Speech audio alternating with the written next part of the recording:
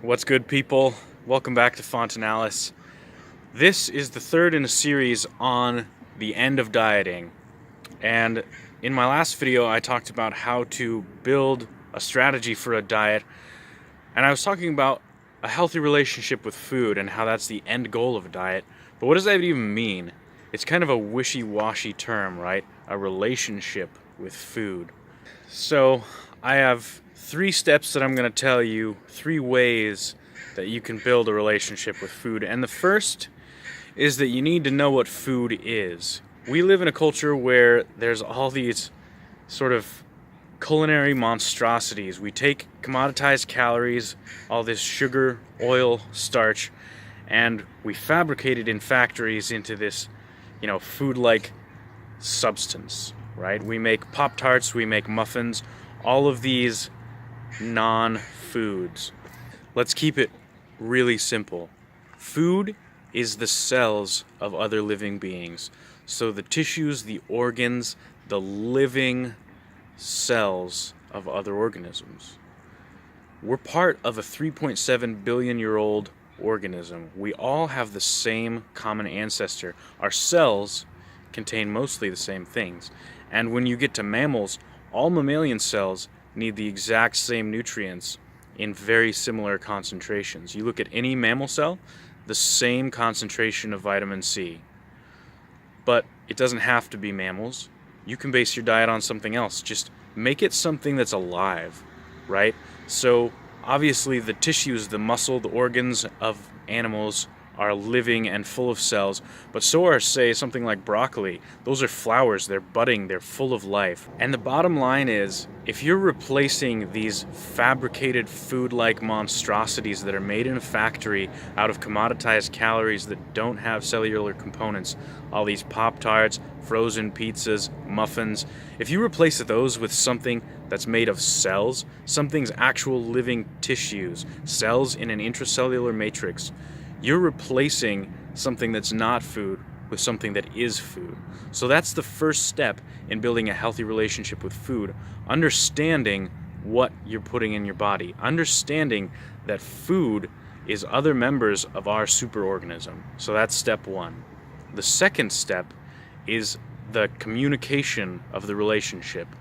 And what this means is when you eat something, your body will tell you information about that food. You eat a food for a while, your body understands what's in that food, and your body will tell you when it needs more of something that it finds in that food source. So listen to your body, open those channels of communication.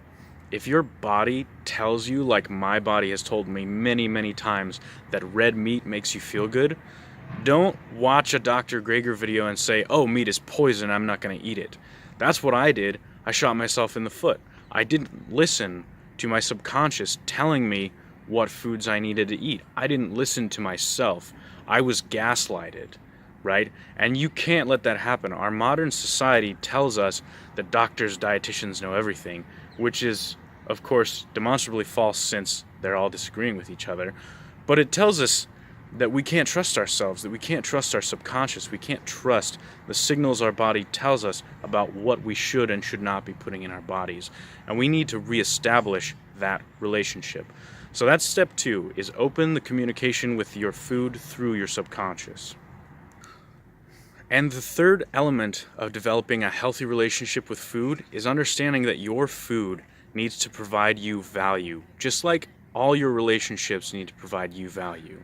So you put money, energy, time into the food you eat, and your food needs to give you something in return. So if you're eating foods that are not providing you some sort of value, whether it's in the form of stabilized mood, better body composition, more satiation, that food is not part of your healthy relationship with food.